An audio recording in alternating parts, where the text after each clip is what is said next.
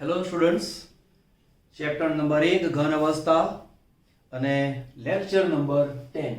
અગાઉના 9 લેક્ચર તમે બરાબર મોઢે કર્યા હશે એવું માનીને આગળ વધીએ છીએ. અગાઉના લેક્ચરમાં એક વાતને ધ્યાન ઉપર ફરી લાવું છું અને એ છે ધારની લંબાઈ. બરાબર, તમને બરાબર મોઢે હોવી જોઈએ. સાદા ઘનમાં એની કિંમત કેટલી આવે મોઢે કરવું પડે. FCC માં એની કિંમત કેટલી આવે એને મોઢે કરવું પડે. BCC એની કિંમત કેટલી આવે એને મોઢે કરવું પડે. એ સૂત્રો છે એને મોઢે કરવાના હોય છે. આજે એક નવો પોઈન્ટ ભણીએ છીએ અને એ છે એકમ કોષની ઘનતા D અથવા ρ. D એટલે ડેન્સિટી, ડેન્સિટી એટલે ઘનતા. કોઈક વાર ρ આ સંજ્ઞા પણ ઉપયોગમાં લેવાય છે. આપણને દરેકને ખબર છે ઘનતા બરાબર શું? દળ ભાગ્યા કદ. બરાબર, પણ ઘનતા કોની? તો કે એકમ કોષની. જો એકમ કોષની ઘનતા જોઈતી હોય તો આપણે સૂત્ર શું મૂકવું પડે? અહીંયા એકમ કોષની ઘનતા બરાબર એકમ કોષનું દળ અને એકમ કોષનું કદ. પહેલા કદ વિશે ધારી લઈએ કે ધારો કે આપણી પાસે જે સમઘન આપેલો છે એની જે એકમ કોષ આપેલો છે એ સમઘન છે, એટલે કે લંબાઈ ગુણ્યા પહોળાઈ ગુણ્યા ઊંચાઈ ત્રણે સરખા છે એમ ધારીને આપણે આગળ જઈએ છીએ. કોઈક વાર એવું ના હોય, A, B અને C ત્રણેની લંબાઈ તમને જુદી જુદી આપેલી હોય તેવું બને તો એ પ્રમાણે કિંમત તમારે ગણવી પડે. બરાબર, તો ધારની લંબાઈ એ ધારી લીધી તો એકમ કોષનું કદ બરાબર શું થાય? લંબાઈ ગુણ્યા પહોળાઈ ગુણ્યા ઊંચાઈ, એટલે A ગુણ્યા A બરાબર A ક્યુબ. હવે બીજું શું છે? એકમ કોષનું દળ. હવે એકમ કોષનું દળ એટલે શું? તો એકમ કોષનું દળ એટલે કે એકમ કોષના પરમાણુઓની સંખ્યા. પરમાણુઓની સંખ્યાને શું કહીશું? Z. આપણે એવું ભણેલા છીએ કે જો સાદો ઘન હોય તો Z બરાબર 1 આવે, FCC હોય તો Z બરાબર 4 આવે અને BCC હોય તો Z બરાબર 2 આવે. આ તમે ભણેલા છો. પછી એક પરમાણુનું દળ. બરાબર, તો એકમ કોષના પરમાણુની સંખ્યા Z એટલે Z મૂકી દીધું. એક પરમાણુનું દળ તો તત્વનો પરમાણુ ભાર અને એવોગેડ્રો આંક. ચલો ધ્યાન આપો. અહીંયા સ્ટાર કરું છું આટલો ભાગ માટે. કોઈક વાર આની ઉપરથી પણ તમને પ્રશ્ન પૂછાય એવું બને, MCQ પૂછાય એવું બને. તમને તત્વનો પરમાણુ ભાર અને એવોગેડ્રો આંક, દાખલા તરીકે સોનાનો પરમાણુ ભાર આપેલો હોય, ઝીંકનો પરમાણુ ભાર આપેલો હોય, Fe નો પરમાણુ ભાર આપેલો હોય. હવે પ્રશ્ન કેવો પૂછે કે એક તત્વનો પરમાણુ ભાર અમુક છે તો તેના એક પરમાણુનું વજન કેટલું? તો કામ શું કરવાનું? પરમાણુ ભાર લો અને એવોગેડ્રો આંક એટલે કે 6.022 × 1023 વડે ભાગી નાખો તો તમને એક પરમાણુનું દળ મળે. તો એક નવા પ્રકારનો પ્રશ્ન પણ આપણી પાસે થઈ ગયો. ઓકે, તો D બરાબર કિંમત મૂકી દઈએ. એકમ કોષનું દળ. એકમ કોષનું દળ એટલે શું? Z ગુણ્યા પરમાણુ ભાર એવોગેડ્રો આંક. પરમાણુ ભાર એને માટે આપણે અહીંયા સંજ્ઞા મૂકું છું કેપિટલ M. બરાબર, કેપિટલ M. તો Z * M છેદમાં A ક્યુબ અને એવોગેડ્રો આંક. આ એવોગેડ્રો આંક અહીંયા મૂક્યું. આ એકમ કોષનો દળ છે, કદ છે એ અહીંયા મૂક્યું. બરાબર, M એ શું છે? તત્વનો પરમાણુ ભાર. પરમાણુ ભાર એવું પણ કહી શકાય અથવા પરમાણુ દળ એવું પણ કહી શકાય. કેટલીક વાર પરમાણુ દળની જગ્યાએ તમારે સંયોજનનો અણુભાર અથવા આણ્વીય દળનો ઉપયોગ પણ કરવો પડે. કોઈ તત્વ આપેલું હોય કે ભાઈ સોનાનો સ્ફટિક છે અથવા ચાંદીનો સ્ફટિક છે કાં તો સોડિયમનો સ્ફટિક છે તો ત્યાં તમે પરમાણુ ભારનો ઉપયોગ કરશો. પણ માની લો કે આ જગ્યાએ કોઈ સંયોજન આપ્યું છે KBr, AgBr, NaCl એવું જો સંયોજન આપે તો તે સંજોગોમાં તમારે સંયોજનનો અણુભાર ઉપયોગમાં લેવો પડે. બરાબર, ઓકે. તો અહીંયા એ વસ્તુ છે. Z ની કિંમત બરાબર યાદ રાખો. FCC માટે 4, BCC માટે 2. બીજી એક વાત એક્સ્ટ્રા યાદ રાખવાની છે. 1 એંગસ્ટ્રોમ બરાબર કેટલા? 10⁻8 સેન્ટીમીટર. તમને યાદ હશે જ પણ છતાંય બહુ જરૂરી વસ્તુ છે એટલે મેં મૂકી દીધી. કેમ? આ વસ્તુની જરૂર ક્યાં પડે? ખાસ તમારે આને યાદ રાખવું પડે. ઘનતાનો એકમ શું આવે? ગ્રામ પ્રતિ સેન્ટીમીટર ક્યુબ. એટલે જો પિકોમીટર અંતર આપેલું હોય તો તમારે તેને સેન્ટીમીટરમાં કન્વર્ટ કરવું પડે. એટલા માટે મેં આ રિલેશન મૂકેલા છે. 1 એંગસ્ટ્રોમ બરાબર 10⁻8 સેન્ટીમીટર. એંગસ્ટ્રોમ શા માટે આપું છું? કોઈક વાર તમને ધારની લંબાઈ એંગસ્ટ્રોમમાં આપેલી છે તો તમારે તેને સેન્ટીમીટરમાં કન્વર્ટ કરવી પડે. કોઈક વાર ધારની લંબાઈ પિકોમીટરમાં આપેલી છે તો પણ તેને તમારે સેન્ટીમીટરમાં કન્વર્ટ કરવી પડે. તો આવા સંજોગોની અંદર કોઈક વાર તમને પિકોમીટર આપેલું હોય અને તેને સેન્ટીમીટરમાં ફેરવાનું હોય, કોઈ પણ રિલેશન આપેલું હોય તો તમારે તેને મોડે કરવું પડે. આ બહુ જ અગત્યનો મુદ્દો છે. આને એકવાર નોંધ કરી લો, પછી એક બહુ જ અગત્યની વાત શીખવાડું છું તમને. હવે સ્ફટિકની અંદર જે ઝેડ શોધવાનું આવે એ ઝેડ માટે એક થોડી માહિતી આપું છું. સ્ફટિકના પ્રકાર જુદા જુદા પ્રકાર છે. AB પ્રકાર, AB2 પ્રકાર, A2B પ્રકાર. મીનિંગ સમજો. AB પ્રકાર એટલે કે એક ધન આયન અને એક ઋણ આયન. એક ધન આયન ઋણ આયન બે, જેમ કે Ca2+ એક ધન આયન છે અને F- એવા બે છે, એટલે કે બે ઋણ આયન છે. એન્ટી ફ્લોરાઇડ પ્રકાર એટલે કે A2B પ્રકાર, એટલે કે જે ધન આયન છે એ બે વાર છે, ઋણ આયન એક વાર, જેમ કે Na+ ધન આયન છે એ બે વાર છે, ઓક્સિજન એક વાર છે. બરાબર. સૌથી પહેલા આપણે AB પ્રકારની વાત કરીએ, એટલે કે એક ધન આયન અને એક ઋણ આયન આવું આપેલું હોય ત્યારે. તો એક ધન આયન અને એક ઋણ આયન આપેલો હોય તો એમાં બી ત્રણ પ્રકાર છે. NaCl એટલે કે રોક સોલ્ટ પ્રકાર, સીઝિયમ ક્લોરાઇડ પ્રકાર, ઝિંક બ્લેન્ડ પ્રકાર. આની વાત પછી કરીએ. પહેલા NaCl ની વાત કરી લઈએ. એના અન્ય ઉદાહરણ પણ યાદ રાખવાના. જો લિથિયમ, સોડિયમ, પોટેશિયમ, રૂબિડિયમના હેલાઇડ. હવે હેલાઇડમાં કોણ આવે? હેલાઇડમાં યાદ રાખવું પડે F- પણ આવે, Cl- પણ આવે, Br- પણ આવે અને I- પણ આવે. આ બધા હેલાઇડ આયન છે. બરાબર. તો અહીંયા LiF, LiCl, LiBr, LiI, NaCl, NaF, NaBr, NaI. તો કેટલા બધા ક્વેશ્ચન થઈ ગયા આપણી પાસે. તો આ દરેક માટે રચના કોના જેવી? રોક સોલ્ટ જેવી. એક આ ઉદાહરણ છે NH4Cl, ammonium chloride, ammonium bromide, ammonium iodide. તે સિવાય AgF, AgBr. આ દરેકનો પ્રકાર કેવો છે? FCC પ્રકાર. હવે એમાં ઝેડ બરાબર 4 આવે. તો જો તમને કોઈ વાર પ્રશ્ન પૂછે કે રૂબિડિયમ આયોડાઇડ માટે ઝેડની કિંમત કેટલી, તો ટેક્સ્ટબુકમાં સીધું આપેલું હોય નહીં. આપણને આની પરથી ખબર પડવી જોઈએ. તો જેટલા પોઈન્ટ દેખાય છે એમાંથી જેટલા MCQ બનાવવા હોય એટલા MCQ બને. એને બરાબર યાદ રાખી મૂકવાની. બરાબર. હવે NaCl માં Na+ ધાર ઉપર આ મેં રચના સમજાવી છે એટલે અત્યારે મેં દોરી નથી. તો NaCl ની જે રચના છે એમાં Na+ ક્યાં હોય? ધાર ઉપર પણ હોય અને બીજું ક્યાં હોય? અંતઃકેન્દ્રમાં. ધાર એટલે કે 12 ધાર, દરેકનો ફાળો 1/4 એટલે કે 3. એક Na+ અંતઃકેન્દ્રમાં છે એટલે 1 3 + 1 = 4. Cl- ક્યાં છે? 8 ફલક ઉપર. બરાબર. 8 ખૂણા ઉપર. ખૂણો એટલે 8 × 1 = 1, 6 ફલક. કિંમત આવી 3. તો 4 Na+ છે અને 4 Cl- છે. 4 કોમન કાઢી લીધા તો Z બરાબર કિંમત કેટલી આવી? 4. તો આ રીતે એની રચનામાં એકમ કોષમાં Z બરાબર 4 છે. એક આ નોંધ કરી લો. પછી આપણે CaCl ની વાત કરી લઈએ. સીઝિયમ ક્લોરાઇડ પ્રકાર એ પણ AB પ્રકારનો જ એક ભાગ છે. તો સીઝિયમ ક્લોરાઇડ પ્રકારમાં ઉદાહરણમાં સીઝિયમ ક્લોરાઇડ, બ્રોમાઇડ, આયોડાઇડ અને સાયનાઇડ. ક્લોરાઇડ, બ્રોમાઇડ, આયોડાઇડ અને સાયનાઇડ. ત્યાર પછી છે thallium chloride, thallium bromide, thallium iodide, thallium cyanide. બરાબર.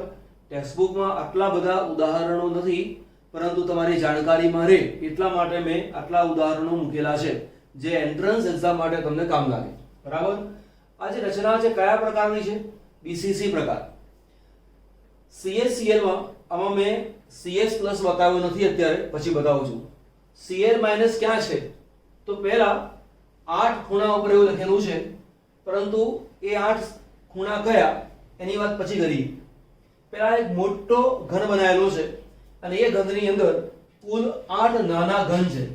જેમ કે ઘન નંબર 1, ઘન 2, ઘન 3, ઘન 4. ઉપર 4 છે, પછી આ નીચેનો ઘન. આ છે 5, આ છે 6, આ છે 7 અને 8. એટલે ટોટલ 8 નાના ઘન છે. 1 2 3 4 5 6 7 8 8 નાના ઘન છે. બરાબર. એમાંથી આ જે નાનો ઘન છે 8 નંબરનો ઘન એ અહીંયા મૂક્યો છે. હવે તમે જુઓ, આ Cl, આ પણ Cl, આ Cl, આ Cl અને આ Cl. 1 2 3 4 Cl આ છે, 1 2 3 4 Cl અહીંયા છે, વચ્ચે અહીંયા મૂક્યો છે મેં CS+. બરાબર. એટલે કે અહીંયા આ જગ્યાએ CS+ હોય, આ જગ્યાએ CS+ હોય. હવે એ CS+ અહીંયા મૂકી દીધો છે. તો આ જે રચના છે એ રચના કેવી કહેવાય? BCC પ્રકાર ની રચના. કઈ કહેવાય? BCC પ્રકારની રચના. BCC પ્રકારની રચનામાં CS+ નો સવર્ગાંક 8 છે. તો CS+ નો સવર્ગાંક ક્યાં છે? તો જુઓ, આ CS+, એની આજુબાજુ 1 2 3 4 5 6 7 8 8 Cl- જોડાયેલા છે. આની અંદર મેં બધા મૂકેલા નથી, નહીં તો ઓવરલેપ થવાના કારણે સમજ પડે નહીં, એટલા માટે આટલો ભાગ મેં બાજુમાં મૂક્યો છે. તો CS+ ની આજુબાજુ 1 2 3 4 5 6 7 8 Cl- જોડાયેલા છે, માટે CS+ નો સવર્ગાંક આવ્યો 8. હવે રો Cl-, તો Cl- ક્યાં છે? તો આ Cl- છે. એની આજુબાજુ 8 CS+ ગોઠવાયેલા છે. હવે 8 CS+ ક્યાં ગોઠવાયેલા છે તે સમજો. મારી પાસે આ 8 ઘન છે. બરાબર. તો 8 નાના ઘનના અંતઃકેન્દ્રમાં CS+ ગોઠવાયેલો છે. એટલે જો આ જે 8 નંબરનો ઘન મૂક્યો છે એની રચના અહીંયા છે. તો એની બાજુમાં જે 7 નંબરનો ઘન, એના અંતઃકેન્દ્રમાં પણ CS+ છે, આના અંતઃકેન્દ્રમાં પણ CS+, આના અંતઃકેન્દ્રમાં CS+. એ જ પ્રમાણે આ 1 2 3 4 એ દરેકના અંતઃકેન્દ્રમાં CS+ છે. ટૂંકમાં આ Cl- ની આજુબાજુ મારી પાસે 8 CS+ ગોઠવાયેલા છે. સમજો, CS+ ની આજુબાજુ Cl- ગોઠવાયેલા છે અને Cl- આયનની આજુબાજુ CS+ ગોઠવાયેલા છે. તો એક CS+ ની આજુબાજુ 8 Cl-, તો એક Cl- ની આજુબાજુ 8 CS+ આવેલા છે તેવું કહેવાય. હવે આ જે રચના છે એને આધારે આ કિંમતની ગણતરી કરીએ. Cl- ની સંખ્યા, તો 8 ખૂણા પર 8 Cl એટલે 8, દરેકનો ફાળો 1/8 એટલે 8 ગુણ્યા 1/8 બરાબર 1. CS+ ક્યાં છે? અંતઃકેન્દ્રમાં છે. તો તેની સંખ્યા કેટલી આવે? 1. તો 1 Cl- 1 CS+, એટલે કે 1 CS+, 1 Cl-, એકને કોમન કાઢી લઈએ એટલે CS+ Cl- બન્યું. અને આ જે કોમન કાઢી નાખેલો છે એ કિંમત કોની કહેવાય? Z ની કિંમત કહેવાય. આ વાતને બરાબર નોંધ કરી લો. ચલો, ZnS ની રચના જે છે એ બી એવી પ્રકારમાં જ આવે. હવે જુઓ, ઝિંક બ્લેન્ડ એટલે કે ZnS. ઝિંક સલ્ફાઇડના બે પ્રકાર છે, ઝિંક બ્લેન્ડ અને વુર્ઝાઇટ. અત્યારે આપણે વુર્ઝાઇટની વાત કરતા નથી. બરાબર. તો ઝિંક બ્લેન્ડ અથવા તેને કહેવાય છે સ્ફારેલાઇટ. ઓકે, ઉદાહરણો છે zinc sulphide, cadmium sulphide, mercuric sulphide, beryllium sulphide, cuprous chloride, cuprous bromide, cuprous iodide અને સિલ્વર આયોડાઇડ. Zn+2 નો સવર્ગાંક 4, S-2 નો સવર્ગાંક 4. હવે S-2 નું સ્થાન ક્યાં છે તો જોઈ લઈએ. 8 ખૂણા ઉપર, તો આ જગ્યાએ છે S-, આ 8 ખૂણા ઉપર 1 2, અહીંયા 4 5 6 7 અને 8. બરાબર. હવે 8 ખૂણા ઉપર છે એટલે કે 8 દરેકનો ફાળો 1/8 બરાબર. એની કિંમત કેટલી આવે? 1. બીજું ક્યાં છે? ફલક ઉપર. તો ફલક ઉપર આ 1, આ બીજો ફલક 2, ત્રીજો ફલક 3, ચોથો ફલક 4, પાંચમો ફલક અને છઠ્ઠો ફલક. એટલે 6 ફલક છે. ફલકનો ફાળો કેટલો આવે? 1/2 બરાબર 3. તો મારી પાસે એકમ કોષની અંદર s - 2 ની સંખ્યા 4 આવે.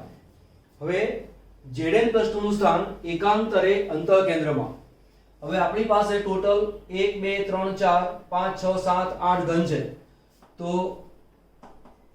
Zn + નું સ્થાન કયા કયા ઘનમાં હશે? માની લો કે આપણે આ નાનો ઘન આટલો લઈએ, આના અંતઃકેન્દ્રમાં છે, તો એક 8 નંબરમાં હોય, તો 7 નંબરમાં ના હોય, પછી 6 નંબરમાં હોય, તો 5 નંબરમાં ના હોય. બરાબર. હવે અહીંયા નીચેલા 8 નંબરના ઘનની અંદર Zn2+ છે, તો 1 માં ના હોય, તો 2 નંબરમાં હોય, 3 માં ના હોય, 4 માં હોય. તો આ 4 જગ્યાએ Zn2+ આવીને આવેલો છે. માની લો કે આપણે આ પ્રમાણે તમે સાધી લો, અને આમ, તો આને કહેવાય છે બોડી ડાયાગોનલ, એટલે કે અંતઃવિકર્ણ. એટલે અંદરનો જે વિકર્ણ છે એક્ઝેક્ટ એની ઉપર Zn+2 આવેલો હોય. તો ટોટલ આની અંદર મારી પાસે 1 2 3 અને 4 આટલા Zn+2 આવેલા છે. હવે છે ક્યાં? અંતઃકેન્દ્રમાં છે, એટલે કે પૂરેપૂરો ફાળો એની અંદર આવી ગયો એવું કહેવાય. આ જે છે આ ઘનમાં જ છે, તો Zn+2 નો આ ઘનમાં ફાળો કેટલો? 1. તો મારી પાસે એવા કેટલા છે? 4 છે. તો એકાંતરે મારી પાસે આવેલા છે કુલ સંખ્યા બરાબર 4 થયું. તો આવું કહી શકાય Zn+2 s - 2 એની સંખ્યા કેટલી છે? 4 + 4. બરાબર. તો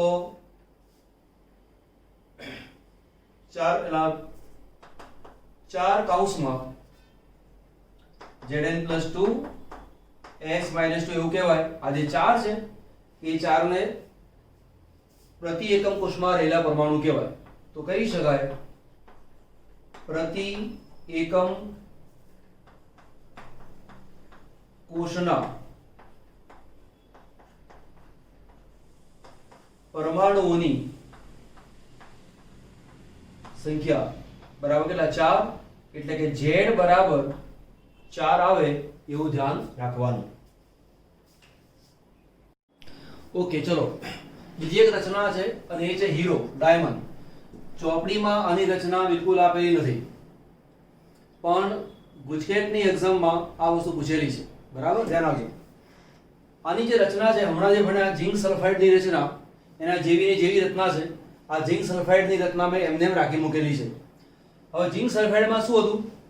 આ જગ્યાએ s - 2 હતું, અને આ જગ્યાએ કોણ હતું? Zn2+. હીરો જે રચના છે એમાં આ બધી જગ્યાએ કાર્બન હોય. એટલે જે s છે એ s ની જગ્યાએ કાર્બન હોય, અને જે Zn2+ છે ત્યાં પણ કાર્બન હોય. હવે જો મેં 8 નંબર મૂક્યા છે ને, 1 2 3 4 5 6 7 8. 8 નંબરના કેન્દ્રમાં કાર્બન હોય તો 7 નંબરમાં ના હોય, પછી 6 નંબરમાં હોય, એટલે 6 નંબરનો ઘન છે એ અહીંયા છે, પછી 5 નંબરના ઘનમાં ના હોય. હવે ઉપલા તરફમાં જાઓ, 8 નંબરના કેન્દ્રમાં કાર્બન છે તો 1 નંબરમાં ના હોય, પણ 2 નંબરમાં હોય, 3 નંબરમાં ના હોય તો 4 નંબરમાં હોય. આ રીતે તો ખૂણા ઉપર કાર્બનના સ્થાન ગણો તો દરેકને ખબર છે કે 8 પરમાણુ હોય, દરેકનો ફાળો 1/8. 8 × 1/8 બરાબર કિંમત કેટલી આવી? 1. પછી ફલક ઉપર કેટલા છે? 6. દરેકનો ફાળો 1/2, એટલે કિંમત કેટલી આવી ગઈ? 3. ઓકે, તો આનો જે સરવાળો થયો એ કેટલો થયો? 4. એટલે 4 કાર્બન તો આ ગણી લેવાના. ત્યાર પછી 4 નાના ઘન, દરેક ઘનની અંદર એક કાર્બન પરમાણુ છે. તો અંતઃકેન્દ્રમાં કુલ 4, એટલે 4 આ અને 4 આ. તો પ્રતિ એકમ કોષમાં રહેલા કાર્બનની સંખ્યા કેટલી થાય? 8. યાદ રાખવાનું, પરીક્ષામાં પૂછેલો છે હીરાની અંદર પ્રતિ એકમ કોષમાં રહેલા પરમાણુની સંખ્યા કેટલી? તો કે 8. ઓકે, ચલો નોંધ કરો. હીરા માટે બીજું યાદ રાખજો, પેકિંગ અંશ √3/16 અને બરાબર 34, 0.34. અને જો ક્ષમતા પૂછેલી હોય, પેકિંગ ક્ષમતા, તો શું કરવાનું? 0.34 × 100 બરાબર 34%. બરાબર. ટેક્સ્ટ બુકમાં નહીં આપેલી હોય એવી ઘણી બધી બાબતો હું શીખવાડીશ, કારણ કે મેં નક્કી કર્યું છે તમને આ વસ્તુને શીખવવાની. આ વસ્તુને ધ્યાન ઉપર લેજો. CaF2 નું બંધારણ, જેને કહેવાય છે ફ્લોરાઇટ બંધારણ. બરાબર. મેં અગાઉ પણ એકવાર કહ્યું હતું કે આ સ્ટ્રક્ચર આપણી ટેક્સ્ટ બુકમાં નથી, એને મોઢે કરવાના પણ નથી. તમને તો મોટે ભાગે આ બે વસ્તુ પૂછે છે કે CaF2 માં Ca2+ નો સવર્ગાંક કેટલો, તો કે 8, અને F- નો સવર્ગાંક કેટલો, તો કે 4. પણ સમજાવું છું, ધ્યાન આપો. CaF2 માં Ca2+ અને F- ક્યાં આવેલા હોય તે. પહેલી વાત તો કે Ca2+ દરેક ઘનના ખૂણા ઉપર હોય, એટલે કે 1 2 3 4 5 6 7 8 8 ખૂણા ઉપર, 6 ફલક ઉપર, 1 2 3 4 5 અને 6 ફલક ઉપર. હવે તમે જો ખૂણા ઉપર હોય એટલે 8 ગુણ્યા 1/8 બરાબર 1. ફલકની સંખ્યા 6, દરેકનો ફાળો 1/2 એટલે 3, એટલે 1 + 3 બરાબર 4. તો Ca2+ ની સંખ્યા આવે 4. હવે આપણી પાસે સૂત્ર છે CaF2. જો 1 Ca હોય તો 2 F હોય, તો 4 Ca હોય તો F કેટલા હોય? 8 F હોય. બરાબર. અને એટલા માટે અહીંયા Ca ની સાથે 8 F જોડાયેલા છે, માટે Ca2+ નો સવર્ગાંક 8 થાય. બરાબર. અને એના કરતા અડધા અહીંયા આવે, માટે F- નો સવર્ગાંક 4, એટલે કે F- સાથે 4 Ca2+ જોડાય.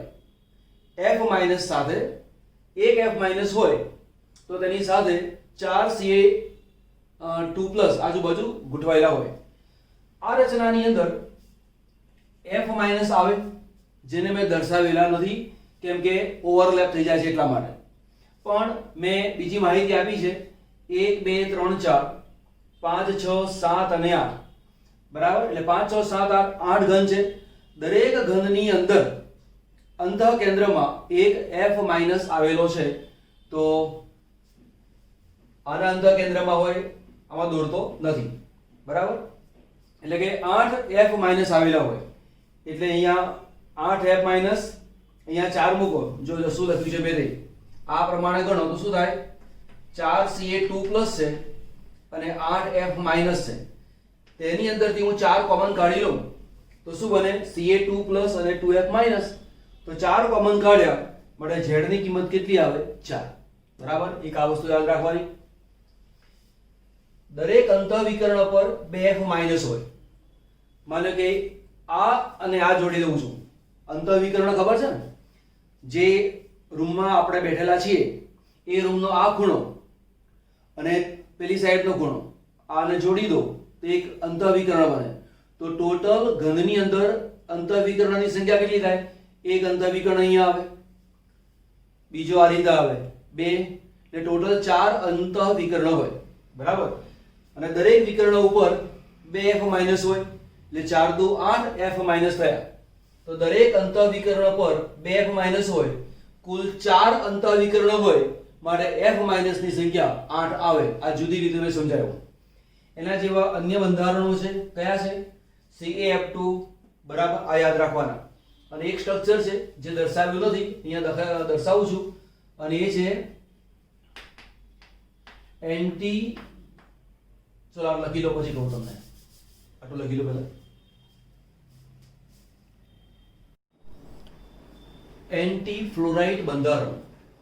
CaF2 નું બંધારણ કેવું હતું? ફ્લોરાઇટ. તો એમાં એક ધન આયન, બે ઋણ આયન. બરાબર. જ્યારે અહીંયા બે ધન આયન, એક ઋણ આયન. એના કરતા ઉલટું છે, એટલા માટે તેને કહે છે એન્ટી ફ્લોરાઇટ બંધારણ. આ તમને જુદી જુદી એન્ટ્રન્સ એક્ઝામમાં પૂછાતું હોય છે, એટલા માટે શીખવાડેલું છે. બહુ ભાર લીધા વગર પણ મોઢે રાખવું તો સારું. કોઈ વાર MCQ કરતા હો તો ફટાફટ તમને આન્સર આપણે આ ભાગ નોંધી છે, ખાલી મોઢે જ કરવાની છે. CaF2 નું બંધારણ, જેને કહેવાય છે ફ્લોરાઇટ બંધારણ. બરાબર. મેં અગાઉ પણ એકવાર કહ્યું હતું કે આ સ્ટ્રક્ચર આપણી ટેક્સ્ટ બુકમાં નથી, એને મોઢે કરવાના પણ નથી. તમને તો મોટે ભાગે આ બે વસ્તુ પૂછે છે કે CaF2 માં Ca2+ નો સવર્ગાંક કેટલો તો કે 8 અને F- નો સવર્ગાંક કેટલો તો કે 4 પણ સમજાવું છું ધ્યાન આપો CaF2 માં Ca2+ અને F- ક્યાં આવેલા હોય તે પહેલી વાત તો કે Ca2+ દરેક ઘનના ખૂણા ઉપર હોય એટલે કે 1 2 3 4 5 6 7 8 8 ખૂણા ઉપર 6 ફલક ઉપર 1 2 3 4 5 અને 6 ફલક ઉપર હવે તમે જો ખૂણા ઉપર હોય એટલે 8 ગુણ્યા 1 બરાબર 1 ફલકની સંખ્યા 6 દરેકનો ફાળો 1/2 એટલે 3 એટલે 1 + 3 બરાબર 4 તો Ca2+ ની સંખ્યા આવે 4 હવે આપણી પાસે સૂત્ર છે CaF2 જો 1 Ca હોય તો 2 F હોય તો 4 Ca હોય તો F કેટલા હોય 8 F હોય બરાબર અને એટલા માટે અહીંયા Ca ની સાથે 8 F જોડાયેલા છે માટે Ca2+ નો સવર્ગાંક 8 થાય બરાબર અને એના કરતા અડધા અહીંયા આવે માટે F- નો સવર્ગાંક 4 એટલે કે F- સાથે 4 Ca2+ જોડાય F- સાથે એક F- હોય તો તેની સાથે 4 Ca2+ આજુબાજુ ગોઠવાયેલા હોય આ રચનાની અંદર F- આવે જેને મેં દર્શાવેલા નથી કેમ કે ઓવરલેપ થઈ જાય છે એટલા માટે પણ મેં બીજી માહિતી આપી છે 1 2 3 4 5 6 7 અને 8 બરાબર એટલે 5 6 7 8 8 ઘન છે દરેક ઘનની અંદર અંતઃ કેન્દ્રમાં એક F- આવેલો છે તો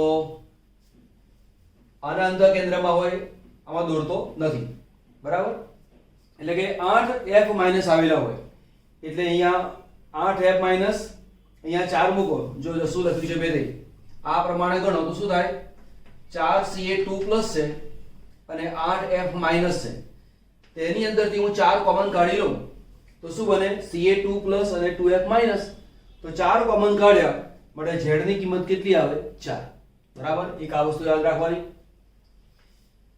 દરેક અંતઃ વિકર્ણ પર 2 F- હોય માનો કે આ અને આ જોડી દઉં છું અંતઃ વિકર્ણ ખબર છે ને જે રૂમમાં આપણે બેઠેલા છીએ એ રૂમનો આ ખૂણો અને પેલી સાઈડનો ખૂણો આને જોડી દો તો એક અંતઃ વિકર્ણ બને તો ટોટલ ઘનની અંદર અંતઃ વિકર્ણની સંખ્યા કેટલી થાય એક અંતઃ વિકર્ણ અહીંયા આવે બીજો આ રીતે આવે 2 એટલે ટોટલ 4 અંતઃ વિકર્ણ હોય બરાબર અને દરેક વિકર્ણ ઉપર 2 F- હોય એટલે 4 દુ 8 F- થયા તો દરેક અંતઃ વિકર્ણ પર 2 F- હોય કુલ 4 અંતઃ વિકર્ણ હોય માટે F- ની સંખ્યા 8 આવે આ જુદી રીતે મેં સમજાવ્યું એના જેવા અન્ય બંધારણો છે કયા છે CaF2 બરાબર આ યાદ રાખવાના અને એક સ્ટ્રક્ચર છે જે દર્શાવ્યું નથી અહીંયા દર્શાવું છું અને એ છે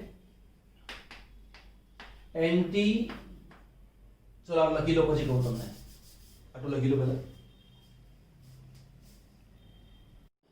ચલો આ એક MCQ છે ફલક કેન્દ્રિત એકમ કોષની ધારની લંબાઈ બરાબર 1 2 3 4 આપેલા છે હવે આપણને ફલક કેન્દ્રિત ઘનની જે ધાર છે એ કિંમત કેટલી છે a = 2√2r પણ અહીં તમે જુઓ ઓપ્શનમાં એકે ઓપ્શન એને જેવું છે નહીં તો આપણને પહેલી દ્રષ્ટિએ લાગે કાં તો મેં સૂત્રમાં ભૂલ કરી છે મીન્સ કે તમને એવું લાગે કે હું આ ખોટું સૂત્ર યાદ રાખું છું કેમ કે આ કિંમત જે છે અહીંયા આપેલી છે તો આપણને એવું લાગે કે કદાચ આ જ સૂત્ર હશે અને મારી ભૂલ થઈ ગઈ છે અને હું ખોટું માનું છું એવું નથી સૂત્ર તો આ જ લાગુ પડે તો લગાઈશું આ રીતે કે a = 2√2r હવે આ તો સૂત્રનો કઈ જવાબ છે નહીં પણ આપણને એવી ખબર પડે કે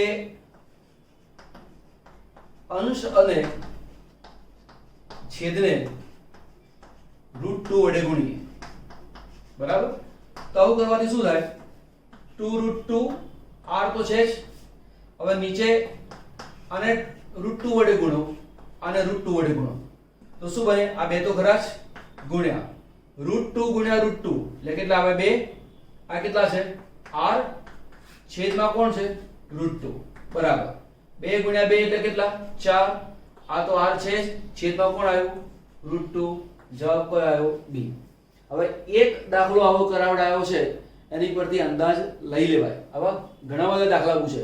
તમને તો √2 વડે ગુણ્યું છે. કોઈક વાર તમને એવું પણ પૂછે, આવું આપી દે, દાખલા તરીકે આ કિંમત છે અહીંયા 4r અને અહીંયા √2 આપેલું છે, બરાબર. અંશને 4 વડે ગુણે, છેદને 4 વડે ગુણે અને કિંમત મૂકી દે. ચલો એવું નથી કરવું. અહીંયા √3 વડે ગુણે, નીચે √3 વડે ગુણે તો પણ ચાલે. આવા જેટલા MCQ બનાવવા હોય તેટલા બની શકે, બરાબર.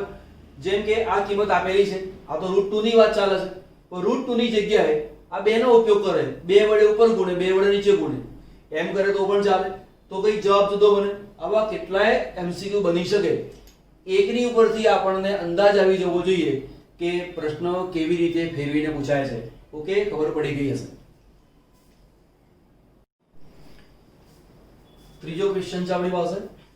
સાદો ઘન BCC અને FCC માં એકમ કોષની ધારીની લંબાઈ a હોય, ધારીની લંબાઈ અથવા ધારની લંબાઈ એ એકમ કોષ હોય તો તેમાં રહેલા પરમાણુની ત્રિજ્યાનો ગુણોત્તર શોધો. તો આપણી પાસે 1, 2 અને 3 કિંમત ખબર છે. હવે અહીંયા a બરાબર 2r છે, બરાબર. તો આવું મૂકી શકાય કે a બરાબર 2r, therefore r is equal to a/2. Point number 1. પછી કોણ છે અહીંયા? BCC. BCC એટલે કે આ રચના થઈ. Point number 1. Point number 2, a is equal to 4 √3r, therefore r is equal to √3a/4. Point number 2. ત્રીજો પોઈન્ટ FCC પૂછેલું છે. FCC માટે ખબર છે a બરાબર 2 √2r, therefore r બરાબર a into a છેદમાં 2 √2. હવે આપણે આ 3 નો ગુણોત્તર લેવાનો છે, એટલે 1, 2 ને 3, 1, 2 અને 3. એકમાં કિંમત કેટલી આવી? a ભાગ્યા 2. આમાં કિંમત કેટલી આવી? √3a છેદમાં 4. આમાં કિંમત કેટલી આવી? a છેદમાં 2 √2. a દરેકમાં કોમન છે, તો શું આવશે? આ કિંમત મૂકો તો પણ ચાલે, અથવા 1/2 આવું પણ ચાલે. અહીંયા √3/4 એમ પણ ચાલે, અને અહીંયા 1/2 √2.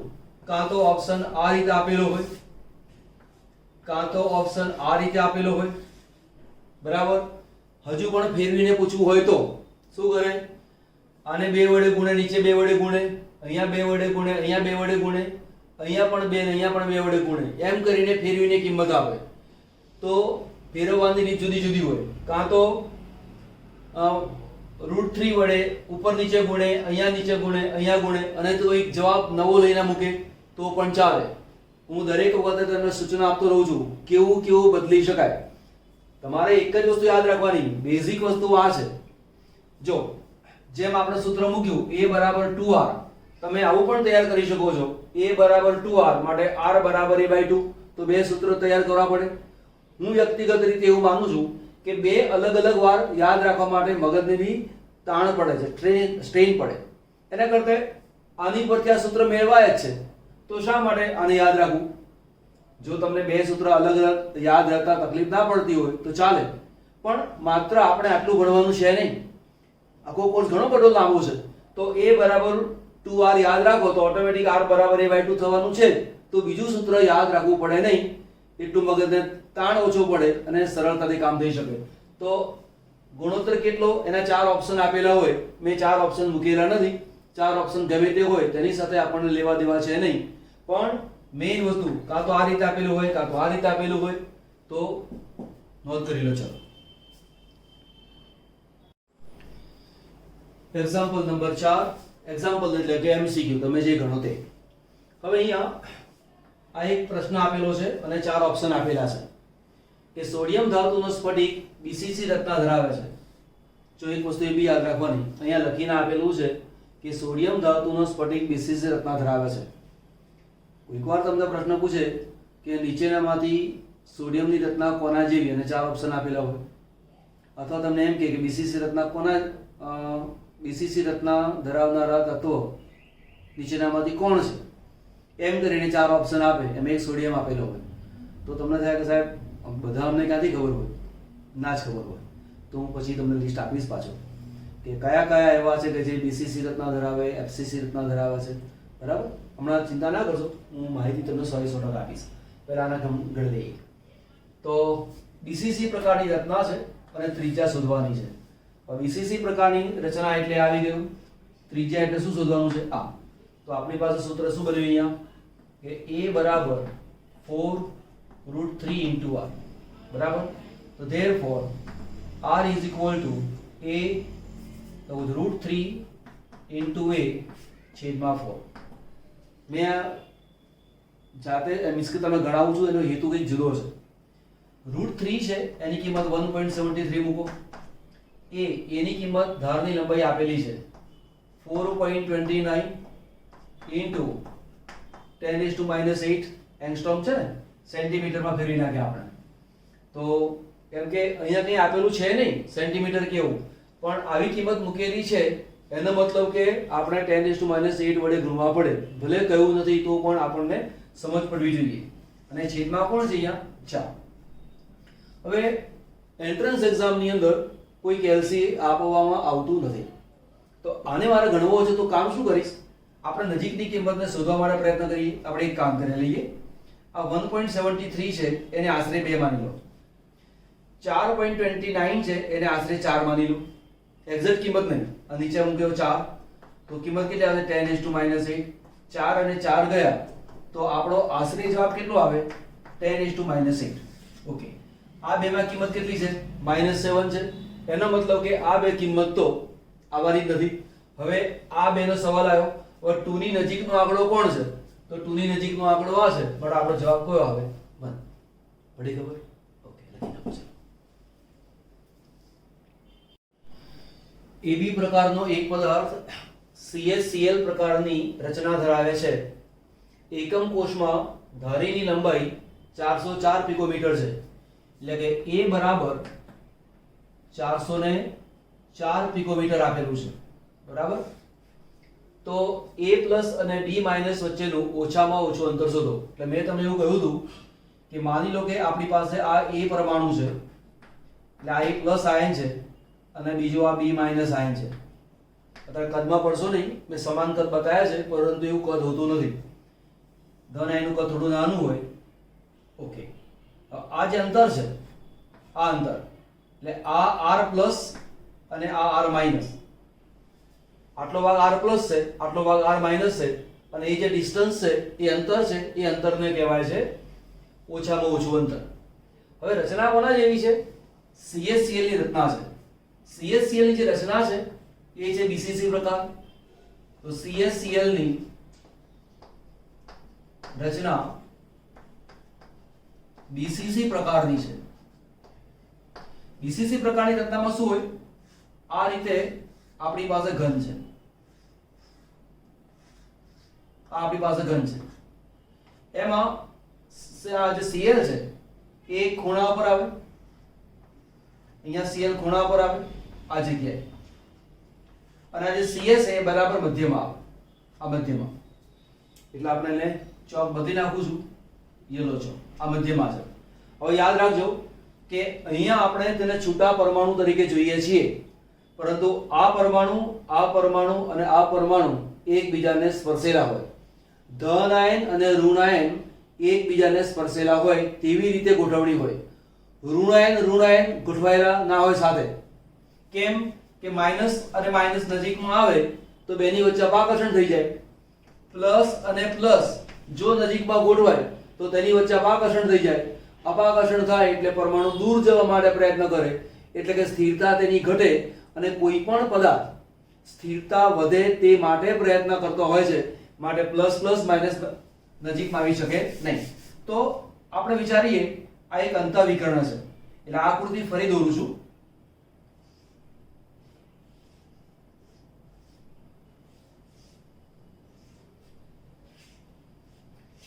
આ અંતઃવિકર્ણ, સામેનો ખૂણો અને આ ખૂણો, આ બેને જોડી દીધો આ રીતે. સેન્ટરમાં કોણ હોય? CS હોય. એટલે મેં આ સેન્ટરમાં આ CS બતાવી દીધો. પછી અહીંયા કોણ હોય? Cl હોય.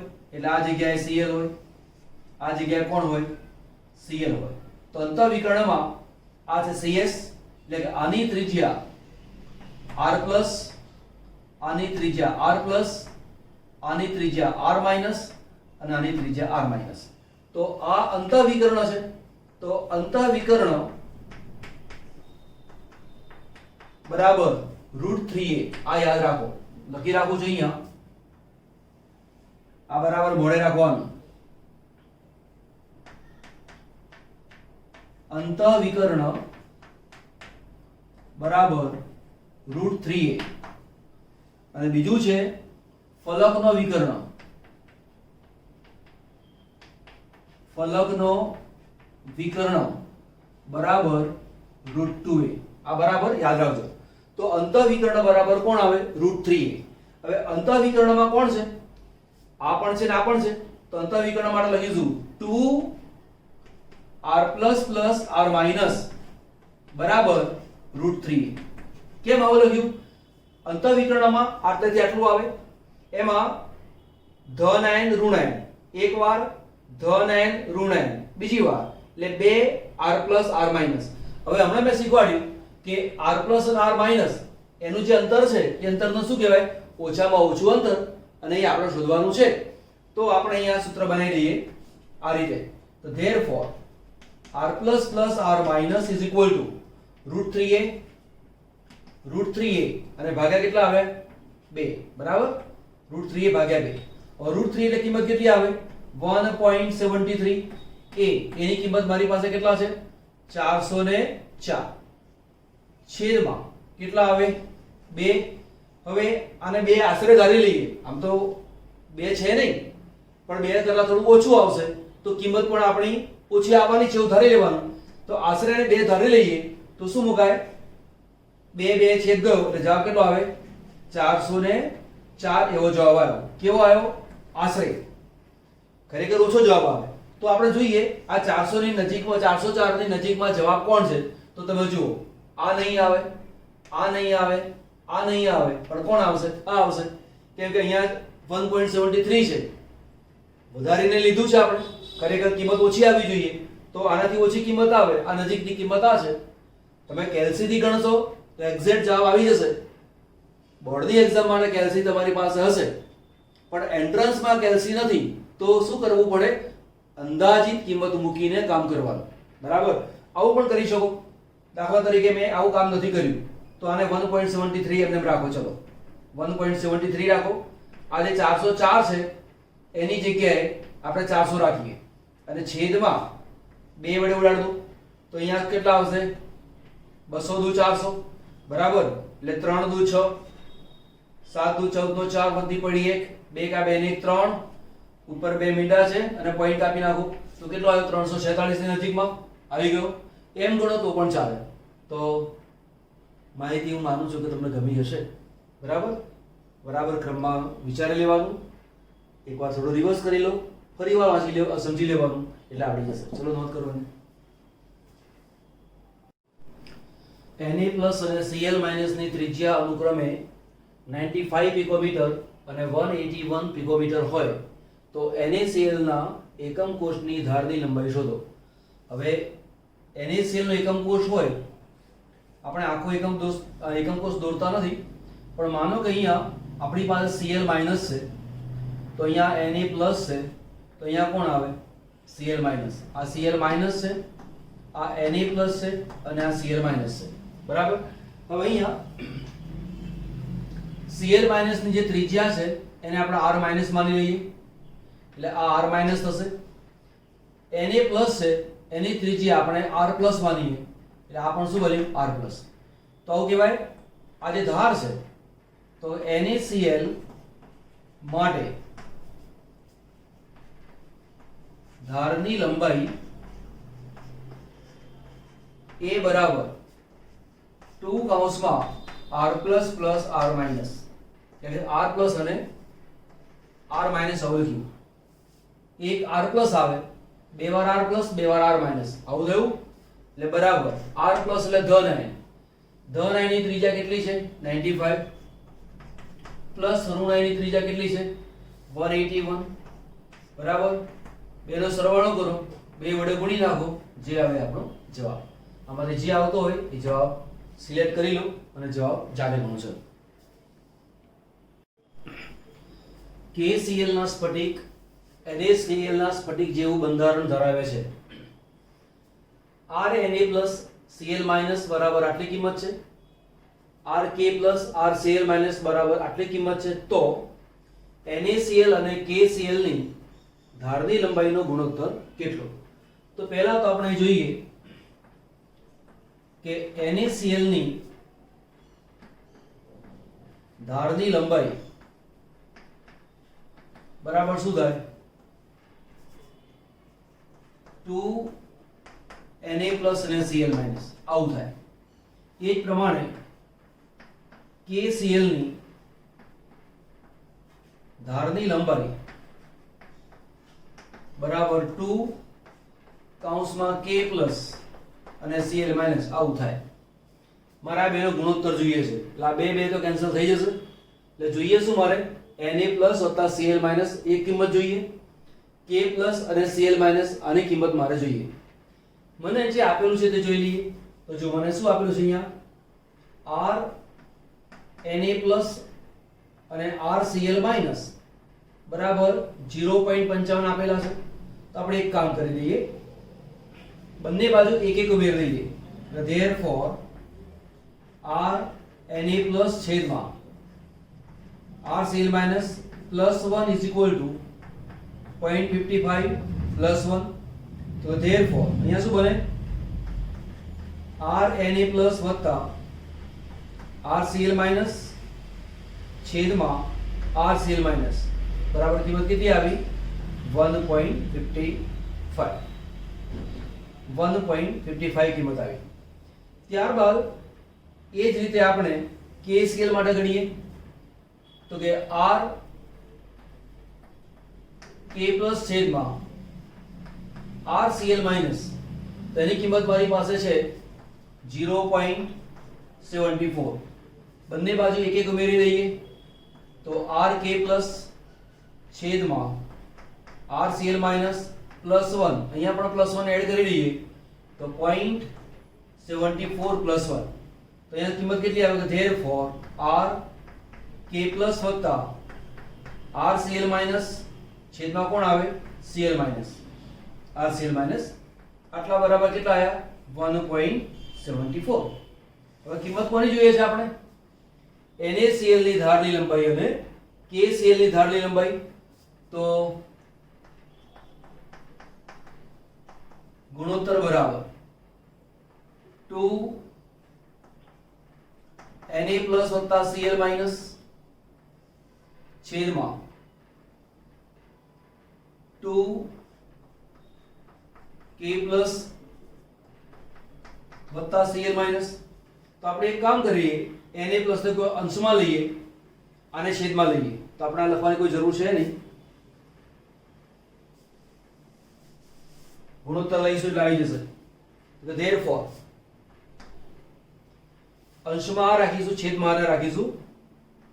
તો RNa પ્લસ RCl માઇનસ છેદમાં RCl માઇનસ છેદમાં લઈશું આપણે RK પ્લસ RCl માઇનસ અહીં કોણ આવશે? RCl માઇનસ બરાબર આ કિંમત કેટલી છે? 1.55. આ કિંમત કેટલી છે? 1.74. હવે આ ભાગ અને આ ભાગ કેન્સલ થઈ જશે તો જવાબ શું આવે? R Na plus RCl minus છેદમાં RK પ્લસ RCl માઇનસ બરાબર અહીંયા 1.55 છેદમાં 1.74 બરાબર આટલું કામ જાતે કરી લો. જે આવે તે આપણો જવાબ. કોઈક વાર તમને એવો પ્રશ્ન પણ પૂછે, અહીંયા NaCl અને KCl ની ધારનો ગુણોત્તર પૂછેલો છે. એની જગ્યાએ હું દઉં KCl અને NaCl ની ધારનો ગુણોત્તર શોધો. તો જેમ આને અંશમાં રાખ્યું, આને છેદમાં રાખ્યું, એની જગ્યાએ આને અંશમાં રાખો, આને છેદમાં રાખો તો પણ દાખલો ગણી શકાય. એક ધાતુ બીસીસી રચના ધરાવે છે, તેના પરમાણુની ત્રિજ્યા 1.32 એંગસ્ટ્રોમ છે, તો તેના એકમ કોષનું કદ ગણો. હવે આપણને ખબર છે કે એકમ કોષનું કદ બરાબર શું આવે? a ક્યુબ, લંબાઈ ગુણ્યા પહોળાઈ ગુણ્યા ઊંચાઈ. બીસીસી પ્રકારની રચના છે એટલે આપણે સરખી જ લંબાઈના ઘન છે માનીને કામ કરીએ છીએ. એ આપણી પાસે છે નહીં, તો બીસીસી રચના માટે સૂત્ર ખબર છે, a બરાબર 4/√3 * r. હવે અહીંયા સેન્ટીમીટર ક્યુબ આપેલું છે, અહીંયા શું છે? એંગસ્ટ્રોમ. તો આપણે છેલ્લે એંગસ્ટ્રોમને સેન્ટીમીટરમાં કન્વર્ટ કરી નાખીશું 10⁻⁸ ગુણીને. તો પહેલા તો કામ કરી લઈએ. 4√3 એટલે શું આવે? 1.73 ગુણ્યા r, કિંમત કેટલી છે? 1.32 એંગસ્ટ્રોમ છે. આની ચિંતા પછી કરીશું. આપણે કામ કરીએ સરળતાથી ગણવા માટે. આ 1.73 છે, અહીંયા કહી દઉં છું 2, એટલે છેદ થોડો વધ્યો ને, તો અહીંયા આપણે 1.32 છે એની જગ્યાએ મૂકી દઈએ આપણે 1.5. આશરે કિંમત આવશે 2 દુ 4, તો કિંમત કેટલી આવી? 3.0 એંગસ્ટ્રોમ બરાબર 3.0 * 10⁻⁸ સેન્ટીમીટર આવું કહેવાય. તો અહીંયા ઘનનું કદ બરાબર શું આવે? 3.0 * 10⁻⁸ એનો ક્યુબ 3 તારી 9 તારી 27 * 10⁻24. બે વચ્ચે પોઈન્ટ લઈ લઈએ તો કેટલા આવશે? 10⁻23. એકમ કયો આવ્યો? Centimetre cube. આની નજીકનો આંકડો તમે જુઓ તો કોણ આવે છે? આવે છે ને, તો જવાબ આવી ગયો. દરેક વખતે કેલ્સીની જરૂર પડતી નથી, એટલે કેલ્સીના ઉપયોગ વગર દાખલા કેવી રીતે ગણાય એ ધ્યાન આપજો. કોઈક વાર ધ્યાન આપજો, કિંમત આવી આપેલી હોય કે 352.4 ગુણ્યા 10⁻² અથવા -6 એવું કિંમત આપી છે, તો 352 ને ધ્યાનમાં લેવાના નહીં. તમારે શું કરવાનું? આ જે પોઈન્ટ હોય એને ખસેડીને અહીંયા લઈ જવાનો, એટલે શું બની જાય? 3.52 બરાબર. અને 4 * 10⁻², આ બાજુ લીધું છે એટલે કે પોઈન્ટ આ બાજુ જાય તો એ કેટલા આવશે? -4. એટલે તમારે કિંમત કઈ ધ્યાનમાં લેવાની? 3.5. તો 3.5 લેશો એટલે વધુ સરળતાથી કામ થશે. તો જ્યારે આ મોટા આંકડા હોય તો તેને વૈજ્ઞાનિક આંકડામાં ફેરવી દેવાના, એટલે કે ડાબી બાજુના બે આંકડાની વચ્ચે દશાંશ ચિહ્ન મૂકવાનું. એવી રીતે જો કન્વર્ટ કરી નાખશો તો તમારા માટે દાખલો સહેલો થઈ જશે. ચલો આનો નોંધ કરી લો. ચલો ટેક્સ્ટ બુક નો કોયડો નંબર 1.4 જો ગણીને આપેલો છે, એકવાર ગણીને આપેલા દાખલાને પણ ગણાઈ દઉં છું. આ સૂત્ર તમને યાદ હોવું જોઈએ. એ ઘનતા D બરાબર Z into capital M A³ NA. Z એટલે કે એકમ કોષમાં રહેલા પરમાણુઓની સંખ્યા. BCC માટે 2 આવે, FCC માટે 4 આવે. દરેક સ્ફટિક માટે કેટલી કિંમત આવે એ મેં સમજાવેલું છે. M એટલે કે પરમાણુ દળ. તત્વ આપેલું હોય તો પરમાણુ ભાર મૂકવાનો, અને સંયોજન આપેલું હોય તો ત્યાં અણુભાર મૂકવાનો. A³ A એટલે કે ધાર બરાબર, ધારની લંબાઈ, અને A³ એટલે કે ઘનનું કદ થાય. Na એવોગેડ્રો આંક છે અને 6.022 × 10⁻23. જો આ કિંમત શોધવાની હોય તો તે સંજોગોમાં Na ની કિંમતને મૂકવાની ના હોય. જ્યારે એવું આવશે ત્યારે વાત કરીશું. અત્યારે દાખલા તરફ જઈશું. એક્સ-રે કિરણ વિવર્તન દર્શાવે છે કે કોપર FCC એકમ કોષમાં સ્ફટિકીકરણ પામે છે. એટલે એક FCC ની ખબર પડી ગઈ આપણને, એટલે કે અહીંયા Z બરાબર કેટલા આવશે? 4. અને કોષની ધારની લંબાઈ આપેલી છે આટલા સેન્ટીમીટર બરાબર, એટલે આની કિંમત આપણી પાસે છે. બીજા એક પ્રયોગમાં કોપરની ઘનતા પણ આપેલી છે, આ વસ્તુ આપેલી છે. તો કોપરનું પરમાણુય દળ કેટલું, એટલે M કેટલું? તો પહેલા તો આ સૂત્ર છે, સૂત્રથી સ્ટાર્ટ કરીએ છીએ કે D બરાબર Z કેપિટલ M A³ અને Na. Therefore m is equal to d into a cube into Na અને છેદમાં કોણ આવશે z, બરાબર. તો આટલા બરાબર જે કિંમત છે મૂકી દઈશું. ડી ઘનતા ખબર છે કેટલી છે 8.92 ગ્રામ પ્રતિ સેન્ટીમીટર ક્યુબ. એ ક્યુબ એની કિંમત ખબર છે 3.608 into 10⁻⁻8 સેન્ટીમીટર ક્યુબ ગુણ્યા Na એવોગેડ્રો આંક 6.022 into 10⁻23 અને z બરાબર કેટલા મૂકવાના FCC માટે 4. તો આની કિંમત ગણી કાઢો તો તમને જવાબ આવશે 63.07 ગ્રામ પ્રતિ મોલ. તો કોપરનો પરમાણુ ભાર 63.07 આવશે. લખી દો છો. ટેક્સ્ટબુકનો લખાણ સંબંધી એક્ઝામ્પલ છે 1.17. આપણે જે દાખલા ગણીએ છીએ એમાં એનો ક્રમ આપણે ગણ્યો 10. ટોટલ આની પહેલા 9 દાખલા ગણાયા એટલે મેં લખ્યું છે અહીંયા 10 અને લખાણ સંબંધી એક્ઝામ્પલ છે. 2.7 into 10⁻²કિલોગ્રામ પ્રતિ મોલ મોલર દળ ધરાવતું એક તત્વ ઘન એકમ કોષ રચાય છે જેની ધારની લંબાઈ એટલે કે a, ઘનતા એટલે કે d આપેલી છે. તો ઘન એકમ કોષની પ્રકૃતિ કેવી હશે? હવે ઘન એકમ કોષની પ્રકૃતિ એટલે શું? એટલે કે આ જે એકમ કોષ આપેલો છે એ BCC પ્રકારનો છે, FCC પ્રકારનો છે, HCP પ્રકારનો છે. કયા પ્રકારનો છે એ આપણને ખબર નથી, એને આપણે શોધવાનું છે, બરાબર. હવે આપણને સૂત્ર ખબર છે કે D = Z × M a³ અને Na. એમાં પ્રકૃતિ કેવી છે એટલે કે આપણે Z શોધવાનું છે. જો Z બરાબર 1 આવે તો સાદો ઘન કહેવાય, જો Z બરાબર 2 આવે તો BCC આવે, જો Z બરાબર 4 આવે તો FCC આવે. તો આપણે Z ને શોધવાનું છે એટલે Z ને સૂત્ર કરતા બનાવીએ તો આ કિંમત આવી છે, બરાબર. ઓકે. D એટલે કે ઘનતા તમને આપેલી છે 2.7 10:10 3 કિલોગ્રામ મીટર ક્યુબ આટલી કિંમત આપેલી છે.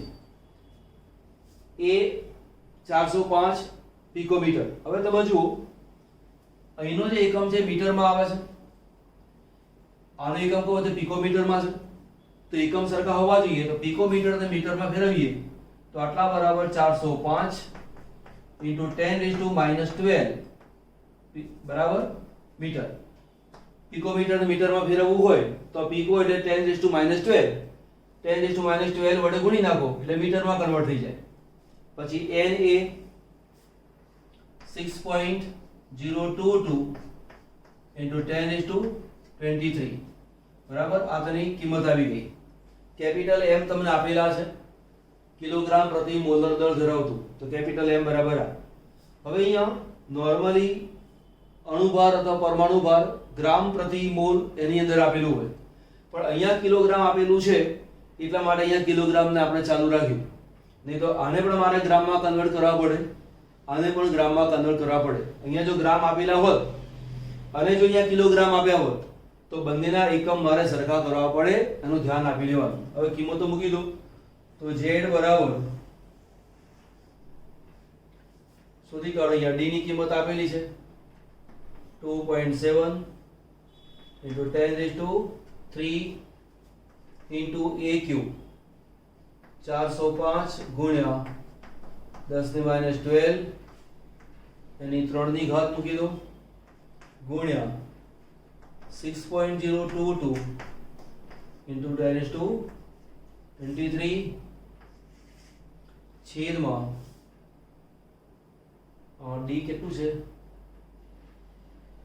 મોલેક્યુલર વેઇટ અહીંયા છે 2.7 × 10⁻². ચલો ગણી કાઢો આટલું ગણી કાઢ્યું તમે? હવે જો આપણે કેલ્સીના ઉપયોગ વગર એને ગણવું હોય તો આવી રીતે ગણી શકાય. આશરે કિંમત નજીકમાં લઈએ, તમારે z બરાબર 4 લગભગ આવ્યો હશે, પણ તમે જુઓ 2.7 2.7 કેન્સલ થઈ જાય, બરાબર. હવે આ 10⁻³ રાખો, શોર્ટમાં ગણાય કેવી રીતે તે આ 2⁻³ રાખો ઇન્ટુ આને ઉપર લઈ લો એટલે 2 ઉપર જાય એટલે શું થાય 10⁻² ઇન્ટુ આ જે 405 ઇન્ટુ 10⁻−12 મૂકેલો છે, હું એક વાર સ્ટેપ લખું છું, અહીંયા આવું કરી દઈએ 4.05 ઇન્ટુ 10⁻10 કરી દઈએ અને પછી ક્યુબ કરીએ તો ચાલે ને. દશાંશ ચિહ્ન અહીંયા હતું એને ખસેડીને આપણે આ બાજુ લીધું, પછી આ જે કિંમત છે એને આશરે આપણે 6 લખી દે, બરાબર. r છે 10⁻23, આ તો ઉપર આપણે લીધું. હવે તમે જુઓ 3 ને 2 5, 5 ને આ 23 ઘાત 28 ઘાત, આનો તમે ઘન ગણવા તો શું થાય 4 ચોક 16 ચોક 64 ને અહીંયા 64 આવે ગુણ્યા 6, આ 64 ગુણ્યા 6 ગુણ્યા 3 ને 2 5, આ 28 છે એટલે કેટલા આવશે અહીંયા -2 આવશે, આ -30 અને 28 એટલે આવું આવશે 6 ચોક 24 2 6 36 ને 2 38, બરાબર, ઇન્ટુ 10⁻² બરાબર પોઈન્ટ હટાવી દો એટલે કેટલા આવ્યા 3.84. 3.84 આવે એટલે આશરે કેટલું કહેવાય 4 કહેવાય. આશરે જો 4 કહેવાતું હોય તો એ જો 4 કિંમત આવતી હોય તો કોષની પ્રકૃતિ કેવી કહેવાય FCC, એટલે કે z બરાબર 4 છે માટે FCC પ્રકાર છે. આ તેનો જવાબ આવ્યો. આશરે કિંમત પણ આપણે ગણી અને તમે કેલ્સીની પણ ગણી શકો છો, પણ એન્ટ્રન્સ વખતે તમને 4 ઓપ્શન આપેલા હોય તો આશરે કિંમત ઉપરથી તમે ગણી શકો છો. સ્વાધ્યાયનો એક પ્રશ્ન છે 1.11, સિલ્વર FCC લેટિસમાં સ્ફટિકીકરણ પામે છે. FCC એવું તમને આપેલું છે એટલે ઘનતા વાળો દાખલો હોય એટલે તરત આપણને ખબર પડે કે FCC છે માટે z બરાબર 4. ઓકે, આગળ જઈશું. કોષની ધારની લંબાઈ આપેલી છે, ઘનતા પણ આપેલી છે, તો પરમાણુય દળ ગણો. ઘનતા વાળો દાખલો હોય તો આ સૂત્ર તમને યાદ હોવું જોઈએ. ઓકે, તમારે ગણવાનું શું છે પરમાણુય દળ. m એટલે શું પરમાણુય દળ.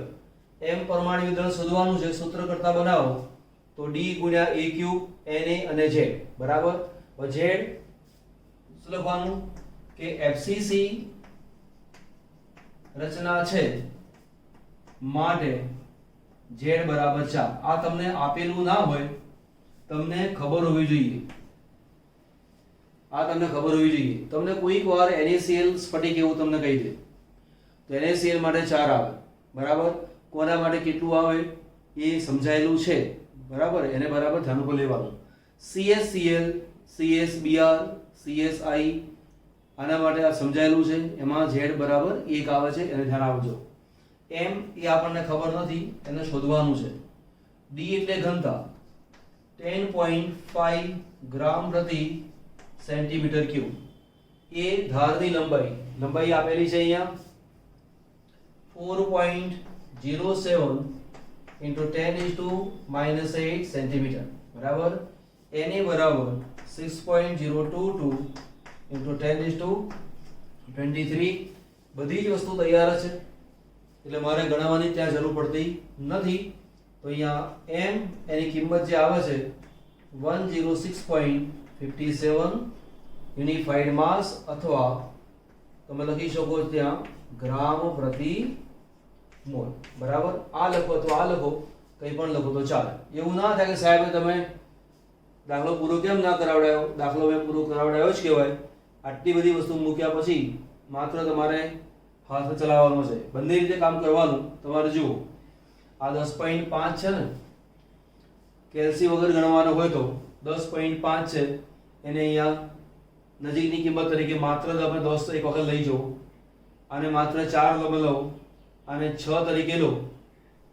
પણ એવું ક્યારે તમારે નોર્મલ કેલ્ક્યુલેશન કરવાનું હોય, 4 ઓપ્શન આપેલા હોય એમાંથી સિલેક્શન કરવાનું હોય તો આ કિંમત આવે. બીજી વસ્તુ અહીંયા m બરાબર 106.57 છે, તત્વ કયું છે સિલ્વર. જો કદાચ તમને ખબર હોય કે ચાંદીનો પરમાણુ ભાર 108 આવતો હોય છે, કેટલીક વાર 108 ની જગ્યાએ 107.9 આ આંકડો પણ આપેલો હોય, તો આની નજીકમાં તમારો જવાબ આવતો હોવો જોઈએ, તો માનવાનું કે તમારા દાખલામાં સાચાપણું છે.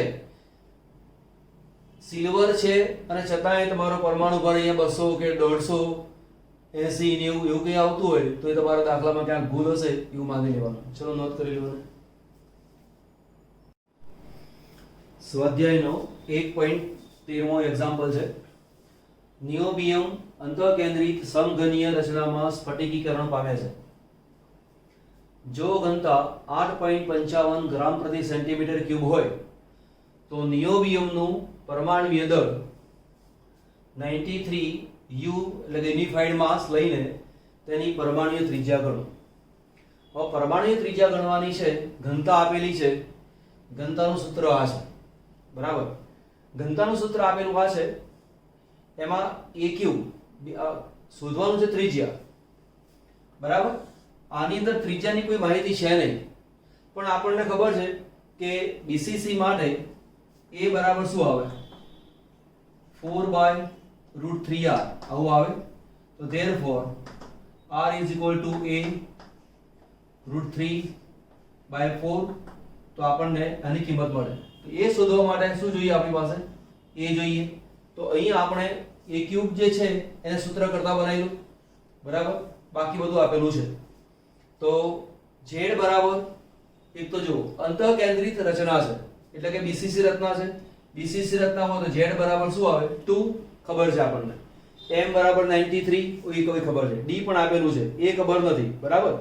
હવે અહીંયા જે કિંમત છે એ સેન્ટીમીટર પર ક્યુબ ગ્રામ પ્રતિ સેન્ટીમીટર ક્યુબ આપેલું છે.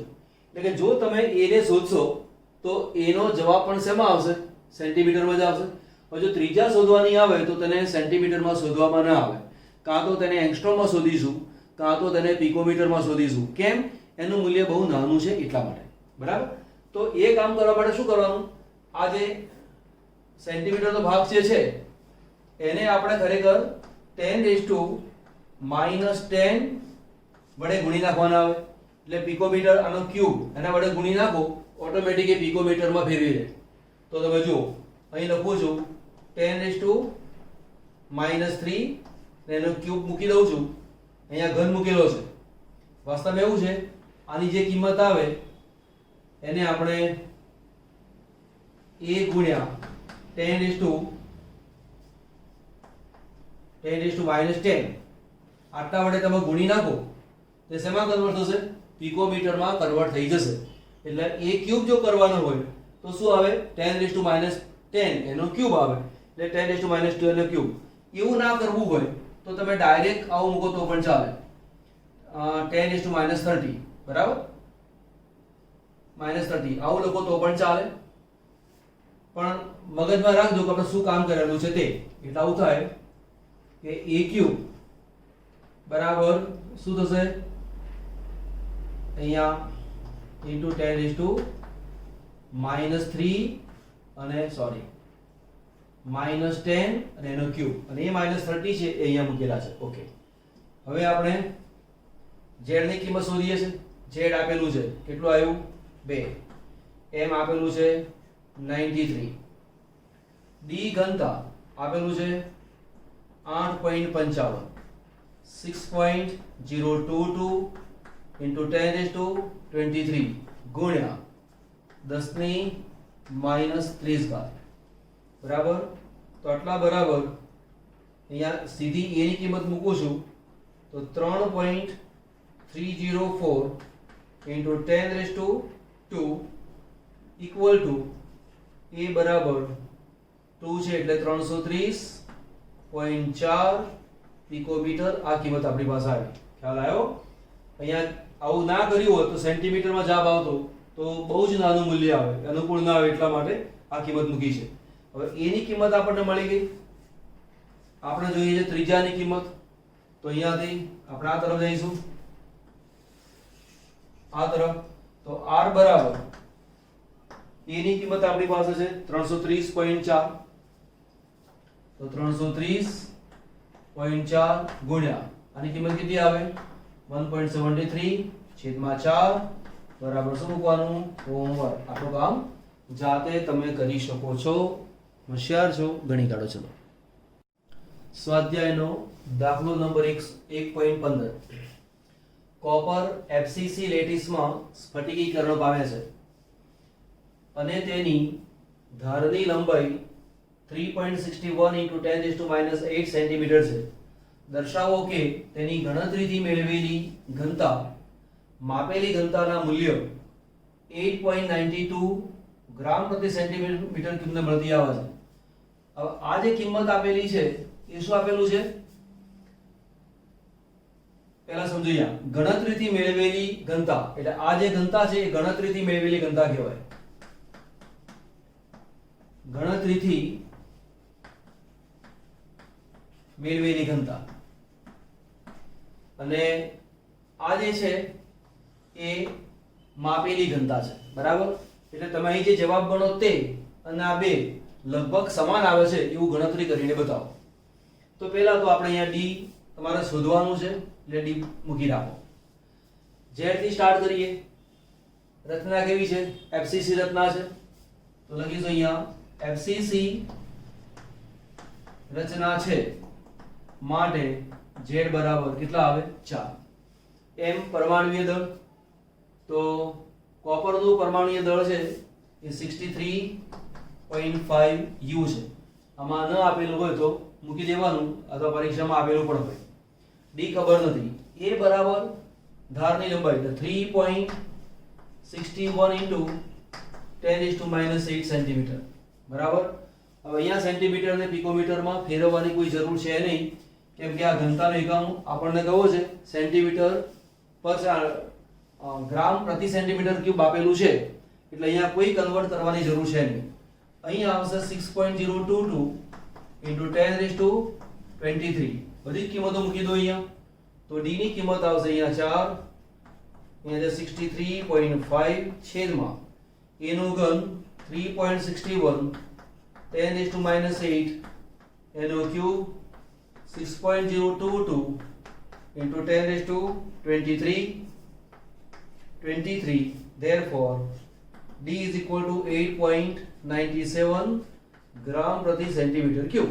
આ જે કિંમત છે એ કેવી છે? ગણતરીથી કિંમત આપી છે તે.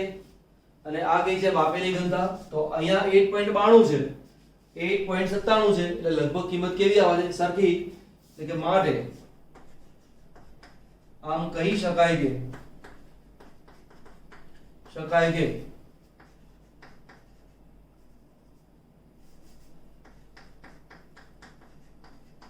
ગણતરી કરેલી ઘનતા અને